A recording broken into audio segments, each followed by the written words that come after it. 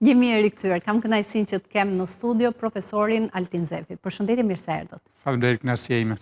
Ndërkohë do të kemi në një komunikim të drejtë për drejtë edhe profesorin Klodian Muço. Përshëndetje profesor, faleminderit për kohën. Faleminderit për ftesën. Si edhe zotin Florian Sala, ekspert ekonomie. Përshëndetje dhe kënaqësi. Përshëndetje, faleminderit. Një ditë më parë, Ministri i Financave pas mbledhjes së qeverisë dha detaje për Bankën Shqiptare të Zhvillimit. Pas më shumë se 3 dekadash, rikthehet një bank me kapitalin 100% shtetëror. Tha që të paktën kapitali fillestar 10 miliard lek, ose 100 milion euro, dhe do të ketë një potencial të plot për të financuar nga 500 milion euro deri në 1 miliard euro. Profesor, si e vlerësoni këtë dhe mendoni që do t'jetë dobi prurse le themi në tregun aktual? Po gjithmonë pronësia shtetërore na sill kujtime negative. Për shkak të shkuarës, për shkak të dështimit të disa bankave shtetërore. Megjithatë, tani un kam parasysh vetëm Bankën Tregtare Agrare, që ka funksionuar në 1992-shin. Pra veçanërisht për të mbështetur sektorin e bujqësisë, duke ditur dhe falimenti i saj ka lënë shihet e hidhur dhe përgjithsisht në ekonominë e kapitalizëm jemi skeptik ndaj iniciativave të qeverisë. Megjithatë, Banka Shqiptare e Zhvillimit është ndryshe nga bankat tradicionale kombëtare, tregtare. Një bankë tregtare ka synim fitimin dhe nuk mund të kërkosh një bankieri, një bankë tregtare që të financojë projekte të cilat kanë risk të lartë të kthim të ulët. Ndërkohë që Banka Shqiptare e Zhvillimit është një bankë që ka në fokus zhvillimin. Si e tillë, ajo nuk ka synim fitimin, vetëm fitimin, ajo ka synim zhvillimin e ekonomisë në sektorët më të nënfinancuar. Prandaj është një iniciativë që në teori është aprovuar, pra nga të gjitha pothuajse nga të gjitha krahët e politikave. Po, edhe Banka e Shqipërisë, Banka Qendrore ka. Institucionet ndërkombëtare, Banka Botërore, FMN-ja, pra sidomos në bazë që nga koha e Covidit ka marrë një zhvillim të jashtëzakonisht të madh, pra sepse qeveritë ndjejnë nevojën që duhet të financojnë sektor të cilët janë të nënfinancuar dhe është një vegël, është një armë në dorën e qeverisë për të përgjigjur sfidave dhe krizave që para cilës ata gjenden. Pra, po. Doja vetëm ta zgjeronim diskutimin. Profesor Muço, gjykoni po ashtu që do t'jetë një levë e rëndësishme zhvillimi duke mbështetur ata sektor të cilët sot janë të nënfinancuar? Si një aspekt shumë pozitiv, krimin e Bankës së Zhvillimit, kjo duke marrë shkase edhe nga, le të themi, nga institucionet që deri diku ka nga mbrapa. Krimi i Bankës Zhvillimit është në bashkëpunim apo le të themi me sugjerimin e Kasës Depoziti e Prestitit në Itali, një bankë shumë e suksesshme shtetërore po ashtu. Dhe le të themi duke pasur bazë një bankë tjetër siç është Kasa Depoziti e Prestitit me shumë gjas apo me siguri do të jetë e suksesshme dhe nuk do kemi atë frikën siç ka ndodhur në të kaluarën në Shqipëri me shumë institucione shtetërore. Shumë e rëndësishme për sa i përket financimit të shumë sektorëve të ekonomisë që vazhdojnë të jenë të financuar. Këtu e kam fjalën për sektorin bujqësor, është për inovacioni apo për projektet që janë konsideruar me risk të madh dhe bankat e nivelit të dytë duke marrë në konsiderat.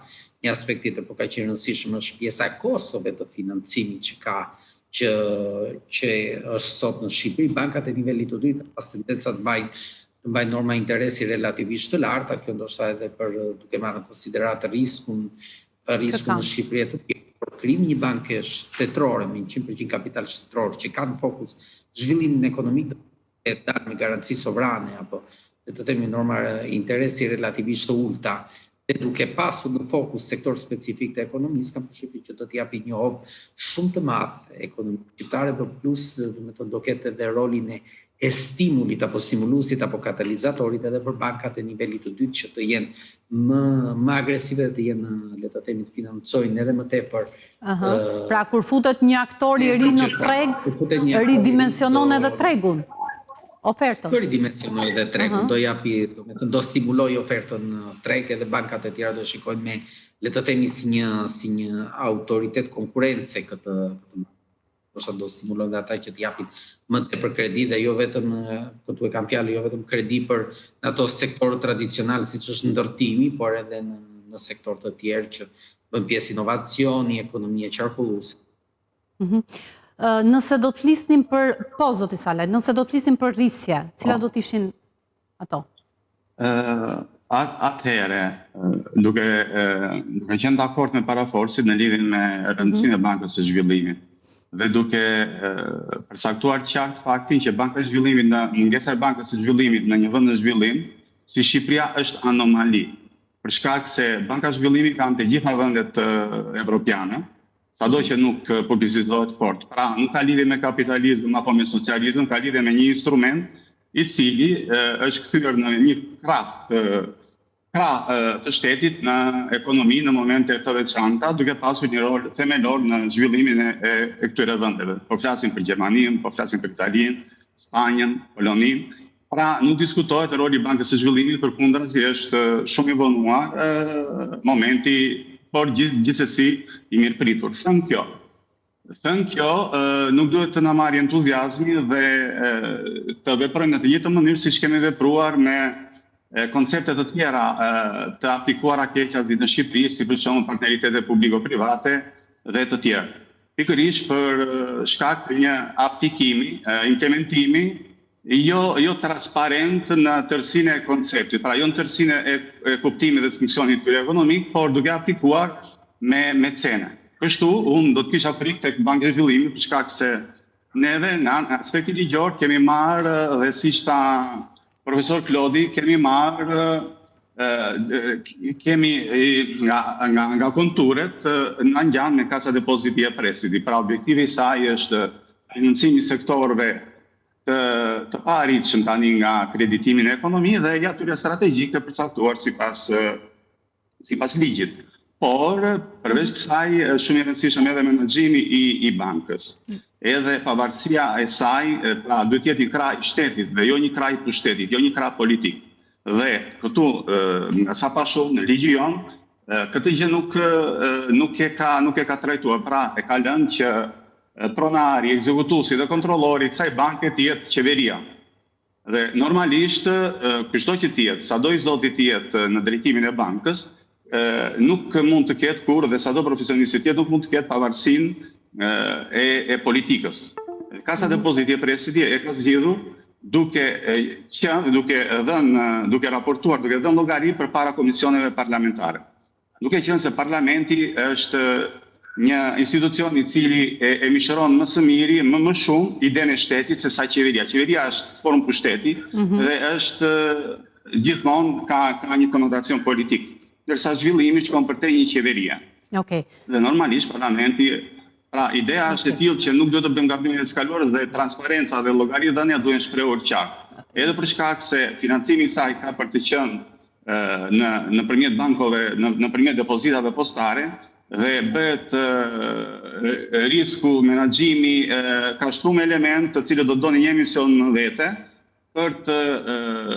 për të kuptuar se sa i rëndësishëm është, po dhe sa me risk është nëse Banka e Zhvillimit vepron pa ndjekur ato kritere të cilat kanë bërë që të jetë suksesshme Kasa Depoziti e Prestiti, por edhe KFV-ja në Gjermani dhe bankat të tjera në Poloni, Spanjë të tjera. Tani, ju gjykoni që nuk janë adresuar çështje të tilla, pra fakti që mund të ketë një mungesë pavarësie dhe që duhet patjetër të ketë një, le të themi, ndoshta bord, këshill apo edhe një organ në cilin kjo bankë të raportoj, të monitorohet dhe të jap pra të kryej procesin e llogaridhënies. Nuk është si bankat e tjera. Pra, neve nuk po kërkojmë nga kjo që të respektoj kriteret bankare. Por ama llogaridhënia, duke qenë sepse roli i saj ka për të qenë fundamental në ekonomi, nuk mund të jetë thjesht në varësi politike. Duhet japi llogari në gjykimin tim përpara parlamentit. Po marr një shembull, kam një shembull konkret. Unë sa jam kthyer nga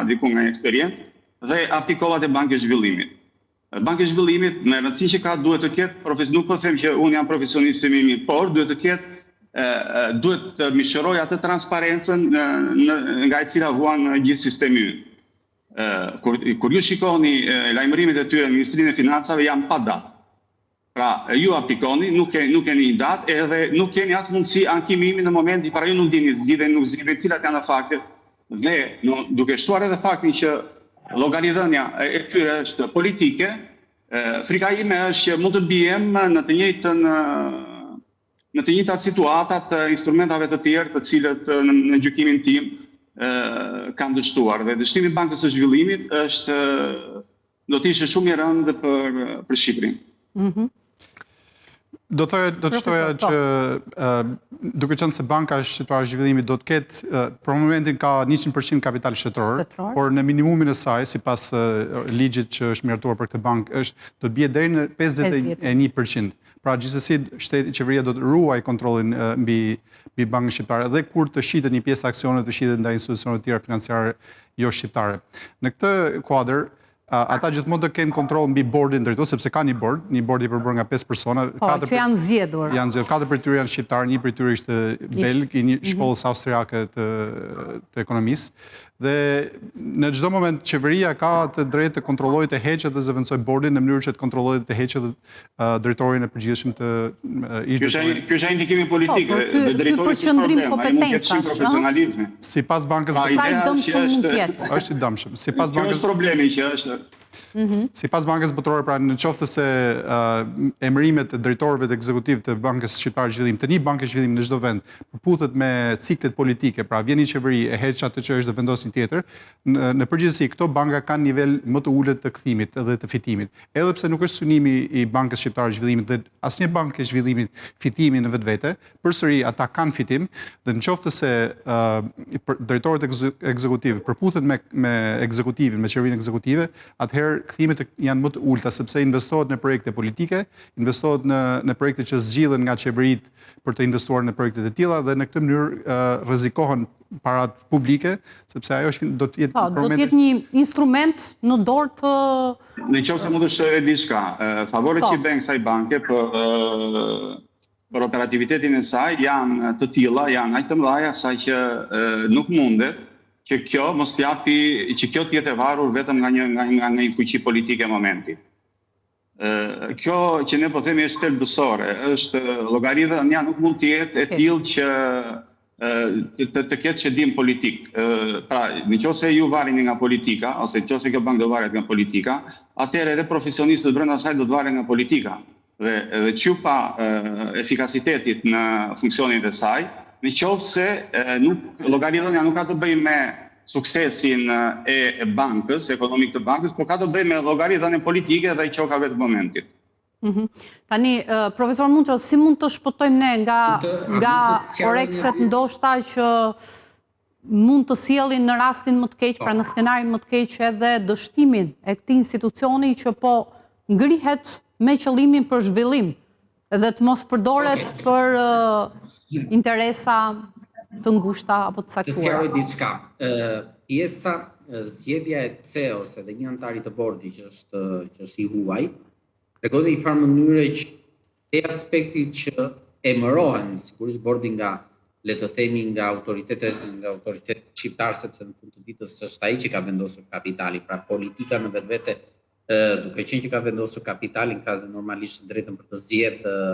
Jo, se ka dhënë politika, ka dhënë shteti, domethënë politika thjesht shprehje shtetit në atë rast. Pra, politika, domethënë është shteti është parlamenti, mund të themi. Ajo është thjesht një instrument që ka përdorur, si më thënë, pushtetin e momentit. Ata janë persona me pak fjalë, nuk janë politikë. Zgjedhja e dy personave të huaj tregon në një farë mënyre që nuk është kërkuar kontrolli. Me thënë, CEO dhe kryetari i bordit drejtues është i huaj në një farë mënyre dhe kjo është aspekti i parë. Aspekti i dytë është që monitorimi nga Casa Depositi e Prestiti në një farë mënyrë tregon përsëri seriozitetin që ata asnjëherë nuk do të, domethënë, të paktën për këtë gjatë të do ta kundërshtoja sepse ku kemi monitorimin. Ne tani sapo kam parë që Banka e Zhvillimit ka kërkuar një tender disa milion euro për këshillimin strategjik të saj.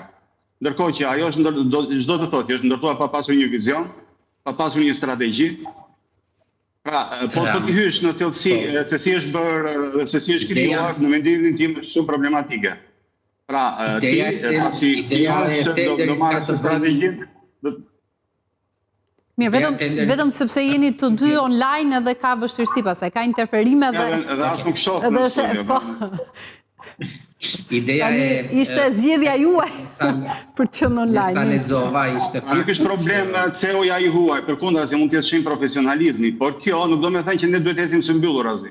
Ky është institucion dhe institucioni nuk varet pikërisht tani po nëse ne shtojmë filtrat i cili funksionon në bazë të disa rregullave. Po, nëse ne shtojmë filtrat si një organizatë e cila e jep një llogaridhënie dhe ku jep një llogaridhënie, sepse ka një funksion publik të theksuar. Llogaridhënia në gjykimin tim nuk mund të jetë një llogaridhënie politike, por duhet të jetë një llogaridhënie në një institucion si ai parlamentar nëpërmjet komisioneve parlamentare. Në ky është gjykimi im. Pastaj mund të jetë dhe shpresoj dhe besoj që do të jetë suksesshme nga profesionalizmi i njerëzve që janë aty, ajo pastaj ja lëm kohës atë, por si më thën, beso dhe kontrollo dhe këtë e thon italianët vetë. Okej, Flori, unë ti jemi marrë mes... Dhe unë sapo tregova një rast në të cilin lajmërimet e punës si bën banka e ne nuk kemi përvojë të mirë. Ne s'kemi përvojë të mirë duke i lënë gjërat në gjendje të lirë. Kështu që nëse shtojmë mekanizmat e kontrollit. Pra, elementi i rekrutimit brenda bankës, kësaj banke kaq të rëndësishme, nuk lë mundësinë e ankimimit, ose dhe e dyta, ti në momentin që e krijuar, ti fillon dhe kërkon për të bërë strategjinë dhe për të ndërtuar vizionin e bankës. Ndërkohë që ato duhet të jenë elementi bazë i cili ka lejuar edhe ndërtimin e statutit dhe të ligjit në vetvete. Pra, ka diçka duket sigurisht bërë me shumë amatorizëm. Dhe kjo bankë duhet kemi parasysh dhe një gjë që do të ketë përveç depozitave të postës, të cilat menaxhimi i tyre është shumë, domethënë, nuk mund ta bëjmë në këtë skele, por ama në të ardhmen do të kalojnë dhe fondet evropiane, do të kalojnë nga kjo bankë. Dhe profesionalizmi që kjo duhet të shprehë duhet të jetë në shkalla maksimale të mundshme. Dhe nëse ti e nis pa transparencë minimale, atëherë pse nuk do të mendojmë se duhet të japim besimin total, kur ti që në momentin e parë bën lajmërime rekrutimi dhe këto lajmërime janë pa datë. Pra është gjë më elementare, në shtetin shqiptar, në çdo lajmërim, në çfarëdo lloj tenderimi, ka disa kritere që ti duhet të ndjekësh, të cilat të paktën presupozojnë një minimum transparencë. Pra, neve po nisim pa minimumin e transparencës dhe kjo në gjykimin tim është shumë problematik. Po, profesor. Në qoftë se mund të shtoj diçka. Unë me Florin jemi marrë prej vitesh me studimin e bankave zhvillimit paktën në vendet. Ne kemi qenë ata që kemi propozuar ndër të parët biles gjatë Covidit. Në 2014-ën, po. Ndërkohë që të tjerët që sot dalin dhe janë partizana dilin kundra. Pjesë e doktoraturës këtë temë dhe... Kështu që është i pritshëm një konvergim edhe në qasjen që keni ndaj bankës. Po, siç është edhe banka e Brazilit për shembull. Tendenca është në borde drejtuese të vendosen profesionistë. Në fakt edhe në këtë rast ka pas në bordin drejtues të bankës janë të gjithë profesionistë dhe asnjë nuk po vjen nga politika. Dikush vjen nga sektori bankar me një karrierë të gjatë në sektorin bankar, dikush tjetër vjen nga sektori juridik me një eksperiencë të gjatë në një studio relativisht shumë të rëndësishme juridike, po ashtu mos gabon janë dy të tillë. Po, zoti Arben Shkodra. Nëse zoti Shkodra që është me një eksperiencë shumë të gjatë në pjesën si sekretari i përgjithshëm në një prodhuese. Po, i prodhuesve shqiptar. Hallet e biznesit, domethënë le të them një ndër persona që di vërtet hallet që ka biznesi dhe problematikat që ka biznesi, kështu që unë shikoj të paktën në bordin drejtues, nuk ka asnjë që është marrë. Mirë, a mund të bëj një pyetje biznesi, nga shoqata të tjera biznesi? Pse duhet të jetë vetëm kjo shoqatë biznesi? Që këtu për shembull mua më çalon mendimi. Nuk e kanë ide, por le të themi që po pikërisht, sepse po të shikosh ne këtë përvoja vetë profesionale të përmendim të përmendim me marrë konkret. Nuk është domethënë shumë e ishme të përmendim me marrë konkret, po domethënë zotëria në fjalë ka një eksperiencë me biznes. Lodi më falë, nuk po flasim për profesionalizmin e patjetër ajo. Ideja është që kur ti ndërton një bordi është me profesionalizëm, po ka edhe interesa, sepse gjithë secili prej nesh është i shpreh interesash dhe profesionalizmi, ato dyja bashkë. Pra, një shoqat që është pjesë e një bordi, është dhe një stakeholder brenda. Kështu që brenda një bordi, i cili ka vendimarrje, dhe ky është thjesht përfaqësues, domethënë ka një funksion brenda kësaj shoqate. Ne përsëri po merremi nëse më shtoj. Domethënë ka vaj si përfaqësues. Ja vetëm një moment që të mos e brenda bordit, jam duke thënë. përqendrojmë vetëm në këtë pikë. Ne po merremi me emrat aktual në bordin drejtorëve dhe siç u përmendë janë profesionistë, por nuk është çështja, nuk është antarët aktual të bordit, në fakt janë thelbi është të shtohen mekanizmat e kontrollit. Okej, mekanizmat e kontrollit në mënyrë që të garantohet vjushmëria, por edhe mos orientimi, keq orientimi i kësaj banke. Dhe në këtë rast, përveç transparencës që duhet të sigurohet. Që mos mbetemi tek emrat sepse janë secili profesionist. Eksakt. Pra transparenca që duhet të sigurohet nga media, duhet të sigurohet nga komisionerët parlamentarët si ekonomistë, që të kërkojë transparencë për vendimet që merren. Megjithatë, gjithmonë risku ekziston. Në shumë vende të botës është keq përdorur banka e zhvillimit, është keq përdorur dhe ka falimentuar, ka raste të falimentit të bankave. Pra ekziston. Flasim për dy rrisje, që do të thotë ose keq përdorim, një instrument, një vegël e pushtetit që nuk jep llogari askund, ose në skenarin më të keq për dështim. Tani çështja është si mund të evitohet njëra dhe tjetra. Dështim dhe nëse qoftë se bëhet fjalë për Ministri i Financave për 500 milion deri 1 miliard euro, është një shumë e konsiderueshme për buxhetin për ekonominë shqiptare dhe për financat e bankave të Shqipërisë në Shqipëri. Por, pra, ekziston një rrezik, edhe ky rrezik nuk mund të shmanget. Ne thjesht duhet të bashkëjetojmë me të, pra nga aspekti teorik, në këtë moment banka i përgjigj, Banka Shqiptare e Zhvillimit. Nuk mund ta shmangësh këtë risk apo mund të ndërtosh mburoja, fortesa le të themi për ta evituar. Nuk mund të themi që s'mund ta shmangësh riskun, sepse nga mënyra nga llogaritja, nga mënyra kontrolleve, nga struktura. Po patjetër, mjafton të shkosh kasa depoziti e prestiti, merre siç e ka aplikuar ajo dhe njëra zile do të ishte siç e thatë më herët që do të futen dhe aktor bankar të tjerë brenda që mund të mbajnë 1%, 20, 30%. Po mbi të gjitha, do të sqaroj edhe me statut për shembull. Kasa depoziti e prestiti, aktorët bankarë që ndodhen brenda bordit të saj, kanë të drejtën domethënë mund të pengojnë në ndryshime statutore. Dhe këto ndryshime statutore bëjnë të mundur qëndrueshmërinë dhe mos ndikimin politik, përveç llogaridhënieve dhe formave të tjera të kontrollit që ata kanë. Pra, mënyrat ekzistojnë dhe le të marrim raste të suksesshme, biles mund të marrim rastin pikërisht në Italisë. IRI dhe Kasa Depoziti e Prestiti. IRI e cila ishte 100% dhe që nuk jepte llogari, ka dështuar për shkak të mungesës së llogaridhënies, ndërkohë që Kasa Depoziti e Prestiti përsëri shtetërore, por që ndërtoi një strukturë të tillë, një llogaridhënie parlamentare, një bashkëpunim dhe bashkësmarrje të aktorëve privat edhe bankar, duke i përfshirë edhe ata brenda bordit të saj, ka bërë të mundur që ajo të jetë ndër bankat më të suksesshme, po jo vetëm ajo. Po të shikosh edhe historinë e KFV-s dhe bankave të tjera të zhvillimit, unë nuk e di cila bankë zhvillimi ka falimentuar në këtë drejtë, se mos ngatrojmë organizma si punë e IRI-t me bankën e zhvillimit, ose Kasa Depoziti e Prestiti, janë të ndryshme. Po nuk di bankë zhvillimi që base jam pa informuar që të ketë dështuar, sepse janë aq të rëndësishme, saqë të gjithë elementet që unë jam duke thënë, kontrolli dhe llogaridhënia, nuk janë kërkesa bankare, por që nuk qëndrojnë. Absolutisht, aplikohen dhe diktojnë suksesin mund të forcohet kontrolli, por prandaj quhet risk, sepse disa riske janë të pashmangshme, risku operacional, risku i biznesit.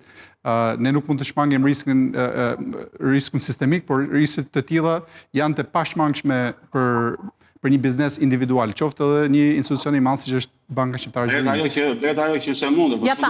Vetëm të lutem ta mbaroj argumentin dhe pastaj që të mos. Pra, ka mekanizma që mund të forcojnë kontrollin, transparencën në mënyrë që mediat kanë rolin e tyre, komisionet parlamentare, por gjithsesi kjo është një përpjekje, është një tentativë e qeverisë për të adresuar mungesën e një financimi në treg dhe mund të dalë me sukses, ne shpresojmë që të dalë me sukses, do pritet të shikohet pas disa vitesh kur të ketë operuar, por megjithatë ekziston mbetet. Mos presim pra të operoj, të ketë pra ne gjatë kësaj periudhe është e rëndësishme edhe në mënyrën se si ndërtohet, si ngrihet një institucion, si rasti i Bankës Shqiptare të Zhvillimit. Statuti, pra fryma dhe mënyra se si do të funksionojë, është e rëndësishme që të ketë një përcaktim të saktë ligjor që përcaktojnë devizat apo mënyrën se si do të operojë kjo bankë në mënyrë që pas 10 vitesh kur diskutojmë kosto përfitimet, çfarë solli e kështu me radhë, të mos jemi në peshoren që anon nga efektet apo aspektet negative. Pra, kur të bëjmë bilancin, mos jetë një bilanc që do të rëndoj sërish mbi taksa paguesit shqiptar. Absolutisht. Mbi buxhetin e shtetit. Shumë e rëndësishme. Unë të marrim një shembull për shembull, që kjo bankë ne dim që do të financohet nga depozitat një nga format e financimit do të jenë depozita postare. Por, se si kjo do të ndodhë, unë nuk e gjeta gjykundin. Dhe kjo është shumë e rëndësishme.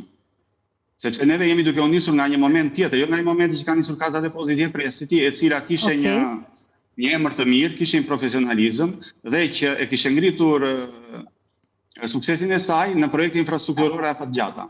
Pra, që nuk kuptojnë një profesionalizëm të theksuar të saj në momentet edhe të pas luftës së dytë botërore.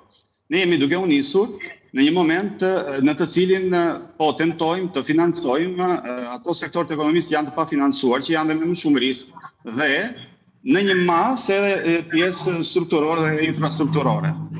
Janë shumë e rëndësishme sepse risku që ne do përballemi është shumë i lartë. Sesa risku është shumë i lartë për shkak sepse kreditorët do të jenë ata që janë me më shumë risk. Pra, duhet profesionalizmi duhet jetë maksimum edhe gjitha këto elemente që po themi, sidomos menaxhimi i depozitave të postës.